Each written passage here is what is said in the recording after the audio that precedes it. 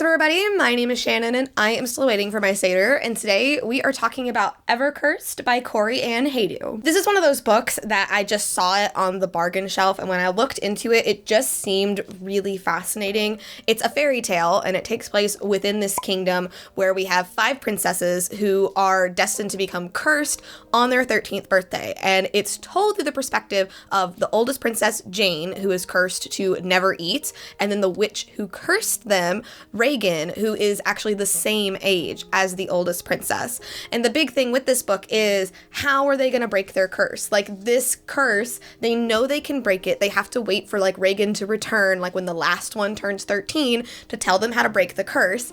But the thing with Reagan is that she doesn't exactly know how they're going to break it. She didn't really think that far ahead. I really like so many aspects of this book, but reading it was just not fun. The writing style was very weird, and all of the dialogue was very stilted. It's definitely a very introspective book, which is great, but it goes in circles a lot. Like, we're within Jane's perspective and Reagan's perspective, and they'll be like in the middle of a conversation, but then we'll spend like a page and a half just them like in their own mind, like talking about this curse, and I did this curse, and I did this thing, and I did it for my mother, and blah, blah, blah. Like, it just goes in circles and circles and circles.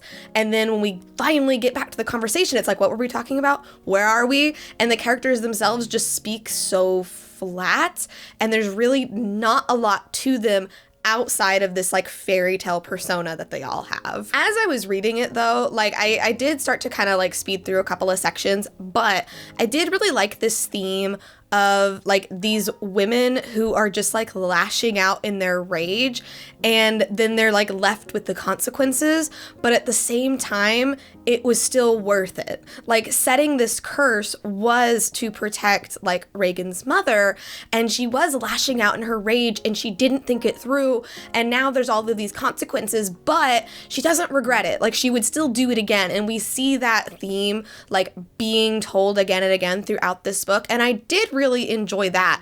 I just wish it had been a little bit more like character focused. Like, I wish these characters had been more fleshed out, and I wish there was more to them, because as it was, it just makes the reading experience really suffer. So I would give this book a D+. I think that the themes of it were really good. I think the idea was there, but it just wasn't executed well at all.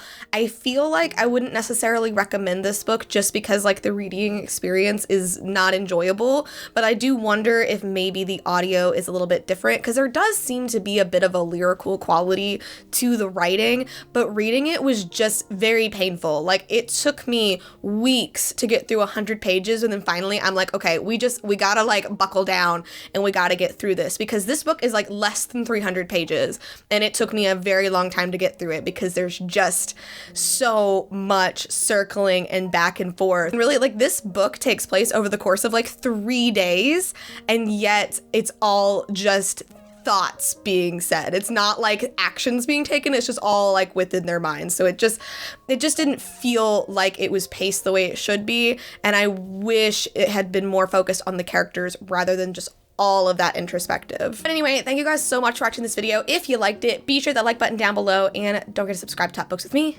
every week. That's everything I got for today, and I will see you guys next time. Bye.